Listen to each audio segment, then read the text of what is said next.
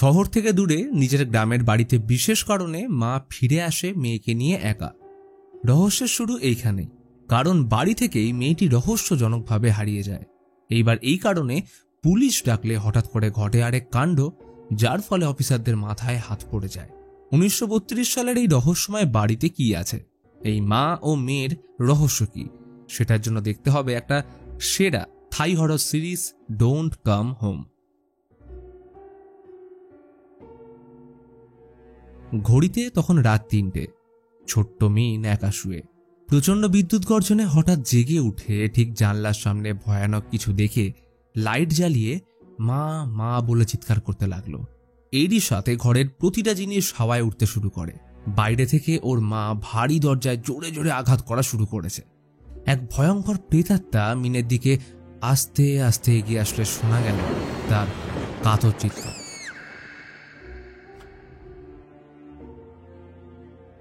রবিবার রাতে ভারি একা ড্রাইভ করে মেয়েকে নিয়ে রওনা দিয়েছে পৈতৃক ভিটে জারুকানান্দ হাউসে। ভারির পর্তুগিজ দাদু এখানে মাইনিং ইঞ্জিনিয়ার হয়ে আসার পর 1932 সালে এই বাড়ি বানিয়েছিলেন। সে প্রায় 30 বছর পর বাড়িতে যাচ্ছে, কারণ মায়ের সাথে কবেই ব্যাংকক শিফট হয়ে গেছিল। ভারির মুখে ছিল আঘাতের চিহ্ন, কিছু একটা তার সাথে ঘটেছে। ফোনে অনবরত আসতে থাকা কল তার উৎকণ্ঠা ও ভয় ক্রমশ বাড়িয়ে তুলছে।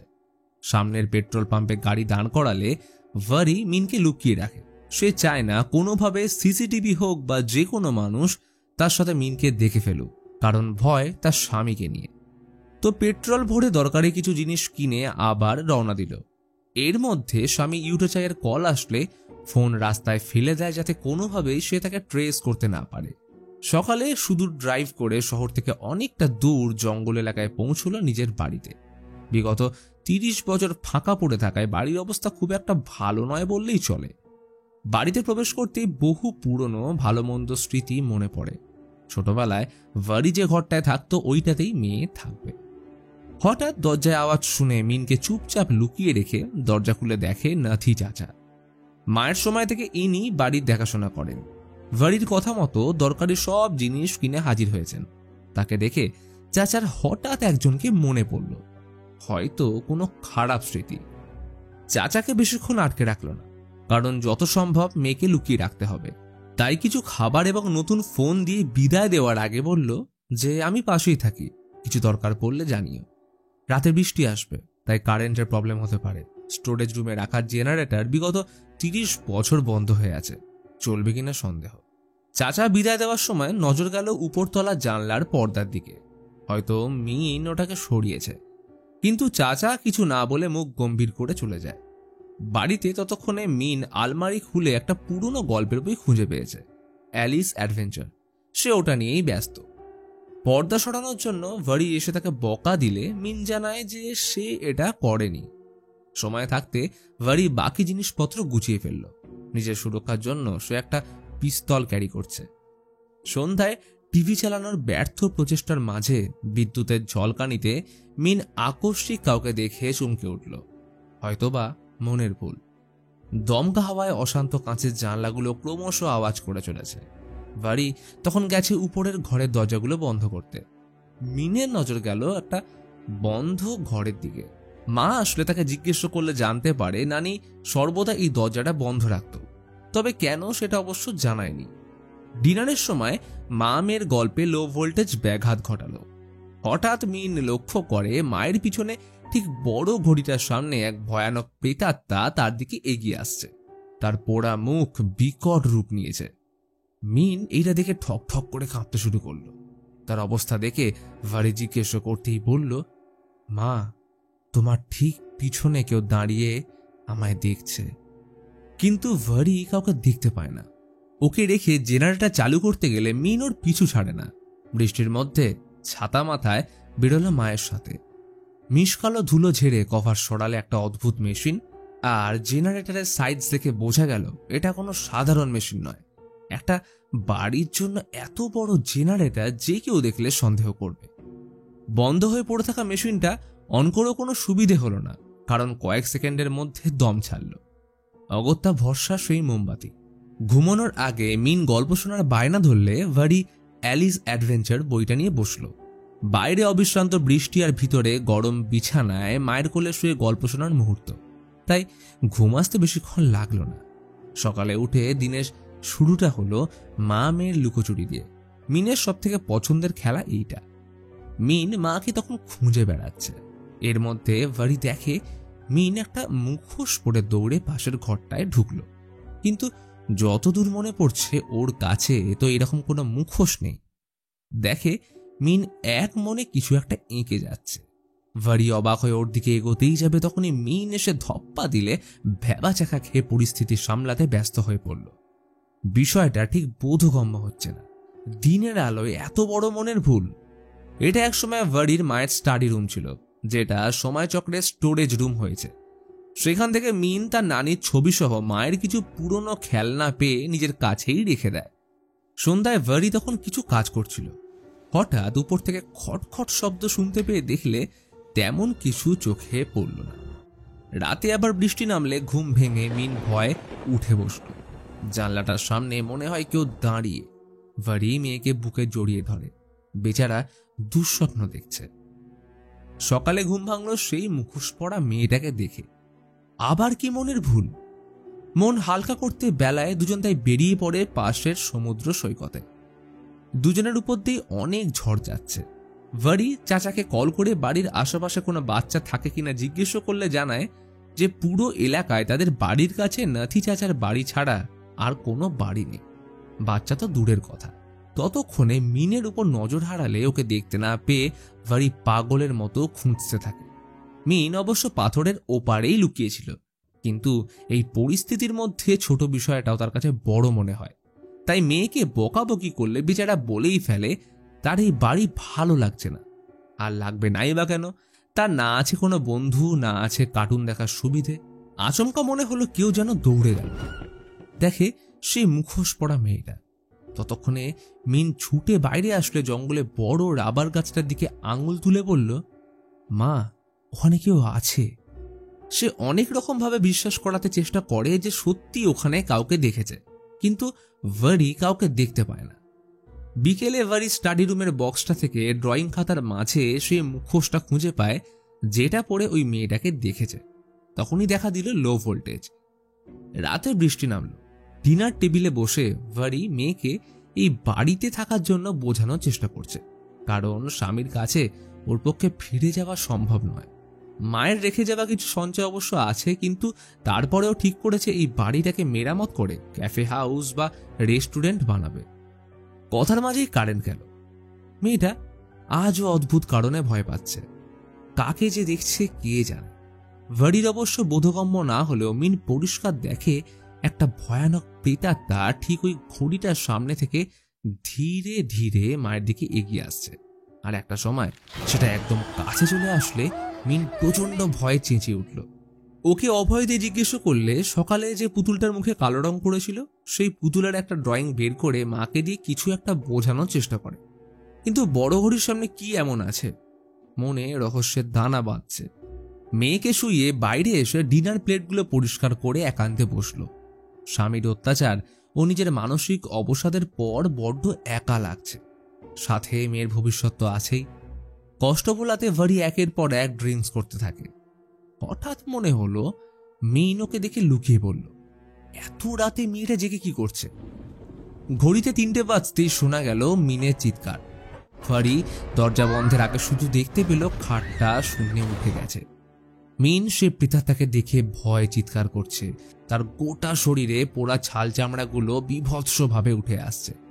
মিন ভয় আলমারিতে ঢুকতেই আচমকা পিছন থেকে ওকে কেউ টেনে নিয়ে যেতেই ভারি ঘরে ঢুকে দেখে সবকিছু ভেঙে ছড়িয়ে পড়ে রয়েছে।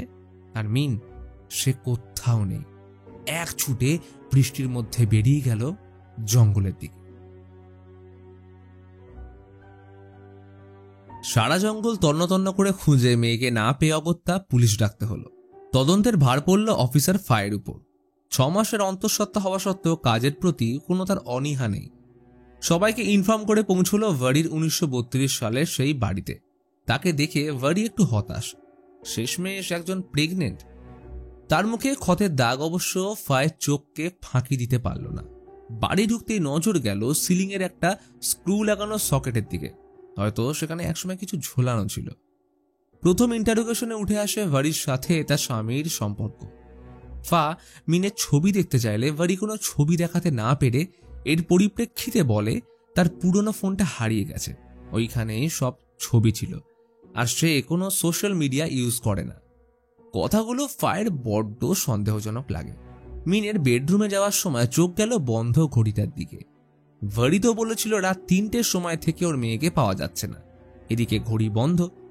ঘর ও খাটের অবস্থা দেখে ফায়ের সন্দেহ আরো বাড়ল, কারণ ভারির মতে এই খাট নাকি হাওয়ায় ভাসছিল এবং এরপর থেকেই মিনকে পাওয়া যাচ্ছে না। ইতিমধ্যে অফিসার টায় বাকি টিম নিয়ে পৌঁছলে ভারির মায়ের লাগানো পাওয়ার জেনারেটর দেখে চক্ষু চড়ক গাছ, কারণ একটা বাড়ির জন্য কোনো মতেই এত বড় পাওয়ার সোর্সের দরকার পড়ে না। প্রথম তল্লাশি শুরু হলো জঙ্গল থেকে, যেহেতু মিন সেখানে কাউকে দেখেছিল। তার আগে সুদূর ব্যাংকক থেকে এখানে আসার পথে ভারি কোথায় কোথায় স্টপেজ দিয়েছিল ফা তার একটা ডিটেলস নিল। ইতিমধ্যে নাথি এসে পড়ায় ফায়ের সন্দেহ উল্টে আরো বাড়িয়ে তুলল, কারণ ভারি এখানে আসার পর থেকে যেহেতু মিনকে লুকিয়ে রেখেছিল, তাই নাথি কোনোদিন তার অস্তিত্বের ব্যাপারে টের পায়নি। এর সাথে ভারিও একটু অবাক হয়, কারণ সে ভেবেছিল নাথি সেদিন মিনকে পর্দা সরাতে দেখেছে, কিন্তু সে নাকি এখন বলছে কাউকেই দেখেনি। ফায়ের সন্দেহ এখন ভারির উপর, কারণ না রয়েছে তার কাছে মিনের ছবি, না তাকে কেউ দেখেছে। আদৌ কি সে নিখোঁজ নাকি সে বাড়িতে একাই এসেছিল?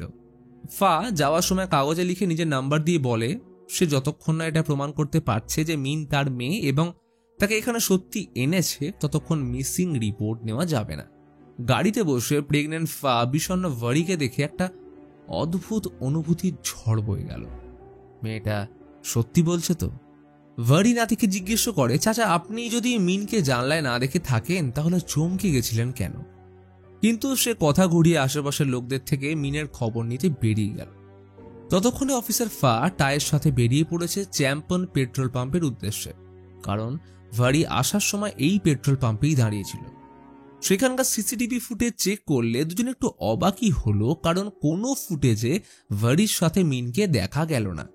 এমনকি একবার দেখে মনে হলো সে পাগল, তাই নিজে নিজের সাথে কথা বলছে। তাহলে কি ভারি মানসিক অসুস্থতায় ভুগছে? ফা প্রতিটা ফুটেজের কপি নিয়ে রাখল।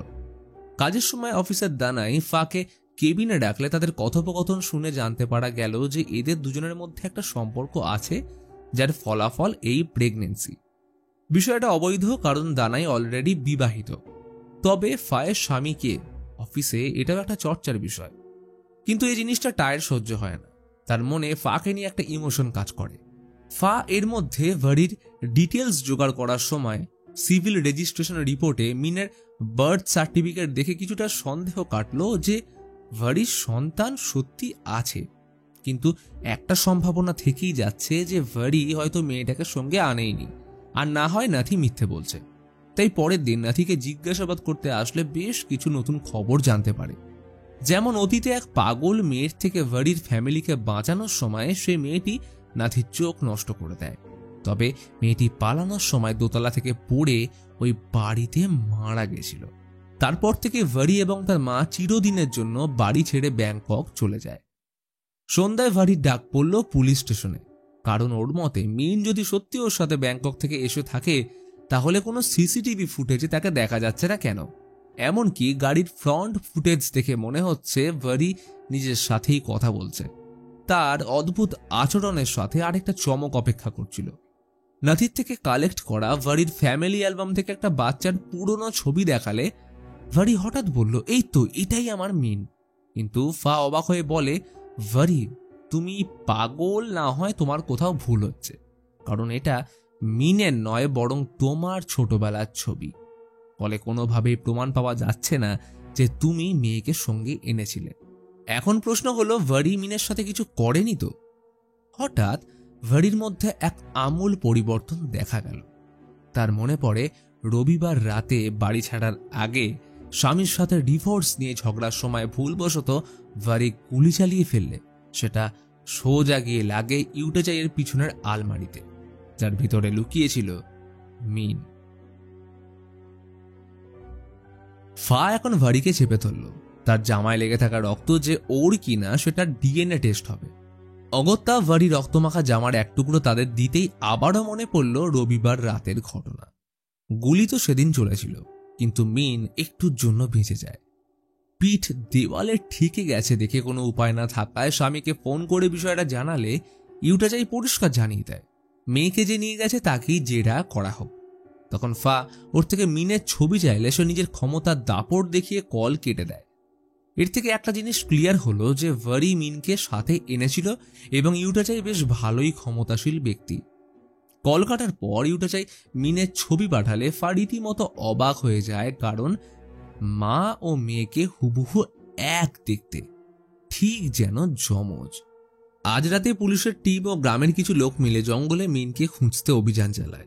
জঙ্গলে একটা ছোট নদী আছে যেটা শহরের ভিতর গিয়ে মিলেছে, কিন্তু সেখানে একটা মহিষের বডি ছাড়া কিছুই পাওয়া গেল না।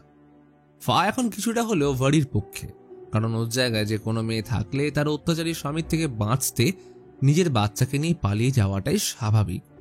রণে ভঙ্গ দিয়ে তখন মুষলধারে বৃষ্টি নামল। ভারি আর ফা গোটা বাড়ি ঘুরে দেখছে। নজর গেল সে বন্ধ দরজার দিকে, তবে টায়ার কল রিসিভ করার সময় কারোর খেয়াল পড়ে না ভারির পিছনে থাকা সে প্রেতাত্মার উপর। কিন্তু কে এই প্রেতাত্মা? চাবি না থাকায় তালা ভেঙে ঢুকতেই চক্ষু চড়ক গাছ। লম্বা সিঁড়ি নেমে গেছে নিচ অব্দি, প্রতিটা পদক্ষেপে যেন রহস্যের গন্ধ। নিচে আসতেই দেখল ধুলায় ভরা এক বিশাল মেশিন। এমনটা কেউ আগে কখনো দেখেনি। জায়গাটা তবে ল্যাব মনে হচ্ছে। ভারির মা এখানে কাউকে আসতে দিত না। নজর যায় মেঝেতে লেগে থাকা শুকনো রক্তের দিকে, আর ঠিক ওর সামনে রয়েছে একটা কাঁচ ঘেরা মেশিন। যা দেখে একটাই প্রশ্ন ফায়ের মনে এলো, যে ভারির মা আসলে কে ছিলেন। সকাল হলে জঙ্গল থেকে পুরো টিমকে পাঠিয়ে দেওয়া হয়, কারণ মিনকে পাওয়া যায়নি। এখন সব নজর এই নিচের ল্যাবটায়। মেশিনটার ঠিক উপরের দেওয়ালে রয়েছে পোড়া গোল দাগ, যেটা ঠিক এর উপরে ড্রয়িং রুম ভেদ করে সোজা চলে গেছে মিনের ঘরে রাখা আলমারির নিচ অব্দি। নিখোঁজ মেয়েকে খুঁজতে এসে এই 100 বছরের পুরনো বাড়িটাও যে সমানভাবে রহস্যের মায়াজাল তৈরি করবে সেটা কেউ ভাবেনি। যাওয়ার সময় নজর গেল গেটের বাইরে দাঁড়িয়ে থাকা একটা কালো গাড়ির দিকে, যেটা গ্রামবাসীদের কারণ নয় এইটুকু অনুমান করা যায়। অর্থাৎ কেউ তাদের উপর নজর রাখছে। কাজের ফাঁকে গেল রুটিন চেক আপে। বাইরে অপেক্ষারত অফিসার দানাই মেডিকেল রিপোর্ট শুনে বেশ খুশি, কিন্তু সে চায় না তাদের সম্পর্কের ব্যাপারটা বাইরের লোক জানুক, আর এটাই ফায়ের কাছে সবথেকে বিরক্তিকর বিষয়। ঘড়ির কাঁটা এগিয়ে চলার সাথে চিন্তা ক্রমশ বাড়ছে, কারণ মিনকে জঙ্গলে পাওয়া যায়নি এবং ওকে কেউ অপহরণ করেছে কিনা সেটারও প্রমাণ নেই। এখন ফায়ের আর ভারির অবস্থা ঠিক বিপরীত মেরুর মতো, কারণ একদিকে ফা যখন তার নবাগতের জন্য ঘর সাজিয়ে তুলছে, আর ঠিক অন্যদিকে ভারির মেয়েকে হারিয়ে ঘর ভাঙছে। রাতে হঠাৎ ভারি সিঁড়ি দিয়ে কারো ছুটে যাওয়ার সাথে সজোরে দরজা বন্ধ হওয়ার আওয়াজ শুনে সেদিকে গেলে কাউকে দেখতে না পেয়ে সোজা ফাকে ফোন করলো। অফিসার, বাড়িতে কেউ ঢুকেছে। এটা আমার কোনো মনের ভুল নয়, কারণ তার উপস্থিতি যথেষ্টভাবে টের পাওয়া যাচ্ছে। আমার নিজের সুরক্ষার জন্য পিস্তল আছে, আপনি টিম নিয়ে দ্রুত আসুন। ফা তাকে শান্ত থাকতে বলে গাড়ি নিয়ে বেরিয়ে পড়ল। বাইরে অশান্ত বাতাসে জানলাগুলো ক্রমাগত আওয়াজ করে চলেছে। শীতল বাতাসের মধ্যেও ভারি রীতিমতো ঘামছে। যে দরজাটা বন্ধ ছিল ঠিক ওর ভিতর থেকে নীল আলোর সাথে একটা অদ্ভুত শব্দ শোনা যাচ্ছে। ভারি সেখানে প্রবেশ করলে আচমকা কানে এলো বাচ্চার কণ্ঠস্বর। ভয়ে সিঁড়ি থেকে উল্টে পড়ে যেতেই নিজেকে সামলে উপরের ঘরে আসলে দেখে মুখোশ পড়া সেই মেয়েটা কারোর সাথে লুকোচুরি খেলছে। ভারি তখনই ওর পিছনে জিজ্ঞেস করে যে মিন, তুমি এতক্ষণ কোথায় ছিলে? কিন্তু মেয়েটা কোনো উত্তর না দিয়ে দুরন্ত গতিতে সারা বাড়ি ছুটে বেড়াতে থাকে। ওর পিছনে ভারি মিনের ঘরে আসলে দেখে নীল উজ্জ্বল আলোয় সারা ঘর ভরে গেছে, আর সেখানে রাখা প্রতিটা জিনিস হাওয়ায় ভাসমান। ভারি অবাক হয়ে এই অপার্থিব দৃশ্য দেখছে। মনে হচ্ছে আলমারির ভিতর কেউ আছে। তাই 1 পা 2 পা করে এগিয়ে দরজাটা খুলে মুখোশ পরা মেয়েটা ধপ্পা দিতেই এক ঝটকায় তাকে কেউ টেনে নিয়ে গেলে এক অন্য ডাইমেনশনে প্রবেশ করে যায়।